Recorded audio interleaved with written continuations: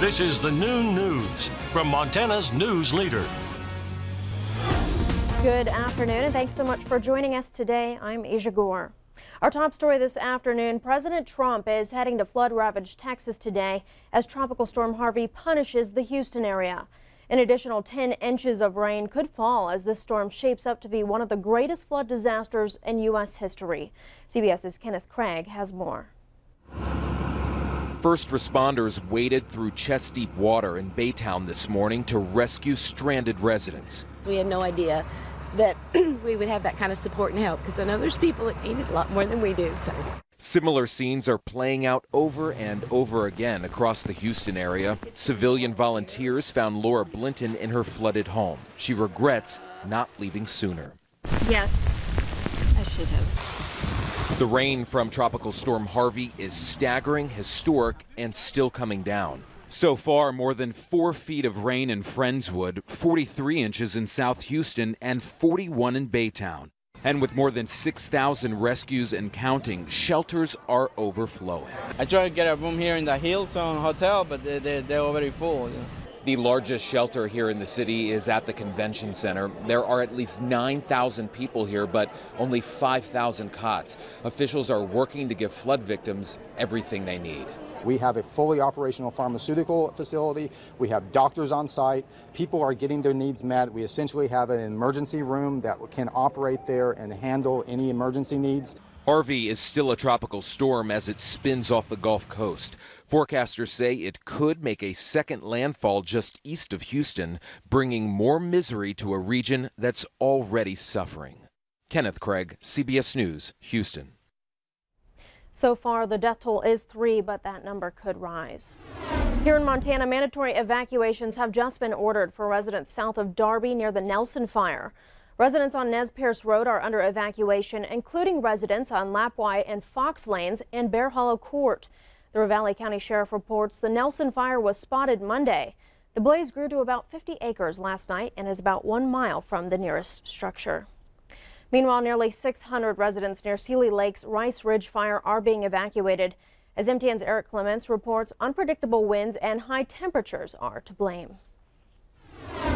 An exodus from SEELEY Lake as nearly 600 homes now evacuated as the Rice Ridge fire continues to rage. The call came in at just after 6:30 p.m. Monday evening. It was an unexpected turn of events for crews battling the Rice Ridge fire. Crews were shoring up fire line, and for most of the day, the weather was in firefighters' favor. The winds were coming out of the west and pushing fire right where we wanted it to go, but the winds shifted. Winds began blowing from the north, pushing the fire south toward town. It was sudden and fast. Within probably a matter of a half an hour, it was a pretty significant, pretty fast-moving situation. Because of the rate at which the fire was growing, the Missoula County Sheriff's Department made the call to evacuate hundreds of homes. North of SEELEY Lake, from Tamaracks Resort, coming all the way back to town and through town to South Boy Scout Road. There may be additional roads, there may be additional people put on an evacuation order. So it really just depends on how the night plays out. We'll have deputies working around the clock to try to get those families notified. Though the fire spread to unexpected areas, crews say there is one silver lining. It's moving toward flatter, lower land.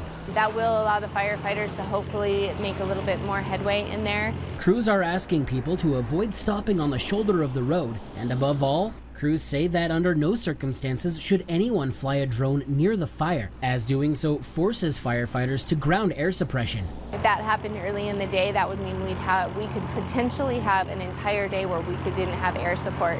And the growth like what we saw today, we didn't have that air support, we could have a lot more people threatened. We just don't want to take that chance. In SEELEY Lake, Eric Clements, MTN News. Thank you, Eric. And the Red Cross has opened a shelter for evacuees at the University Congregational Church in Missoula. School for all grades was set to begin today, but Seeley Swan High School has canceled class. The LOLO Peak fire, burning some 37,800 acres in the LOLO and Florence areas, is 32% contained today. Firefighters are bracing for potential large fire growth, with particular concern for the One Horse Creek Canyon just west of Florence. Firefighters continue low-intensity burnout operations in the Bass Creek Recreation area. And the Mendenhall wildfire in the West Boulder drainage about a half mile west of McLeod is 30% contained today. The fire sparked Saturday afternoon and grew to 1,275 acres. Residents along the West Boulder Road are under pre-evacuation warnings and should be ready to leave if necessary.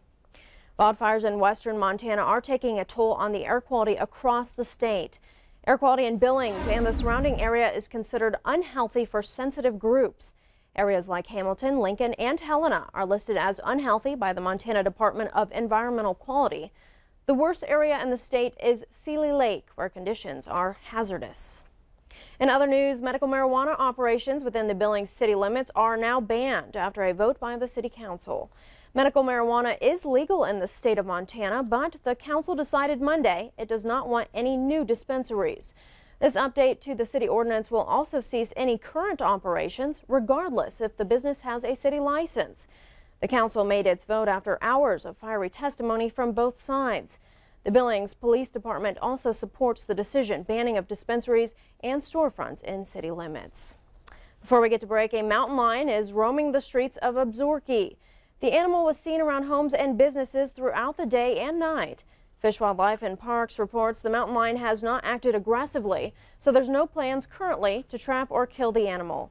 Game wardens have not been able to locate the big cat. FWP says deer are frequenting the town because people are feeding them.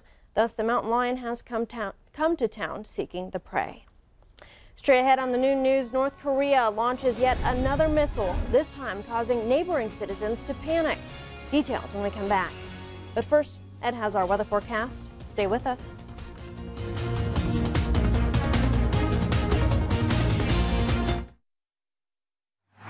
You're watching MTN News with Aja Goare. Storm